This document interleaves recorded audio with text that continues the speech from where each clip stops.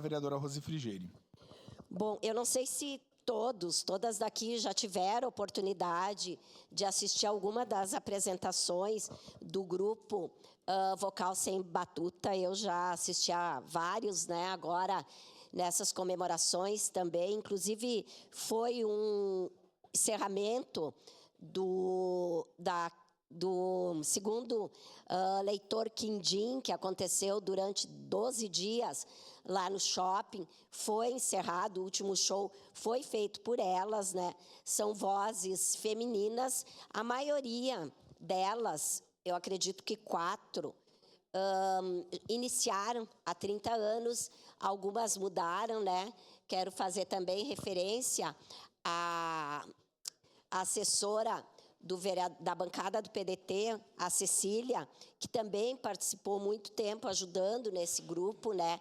Uma pessoa que colaborou bastante e assim, é muito lindo, né? Elas fazem muitas atividades, muitas apresentações pela lei de cultura também, tem muitas contrapartidas,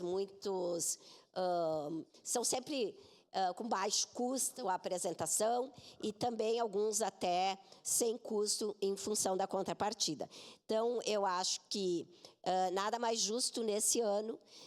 30 anos, tem pessoas ali que já estão há muito tempo, né? Tem uma senhora que é maravilhosa, a voz dela também, que eu acho que já está perto dos 90 anos e continua aí cantando, ensaiando, né? Na medida do possível. Então, eu peço a aprovação dos colegas, das colegas, para essa homenagem no próximo dia 6 de agosto. Obrigada. Obrigado, vereadora Rose Frigieri. Encerrada a discussão.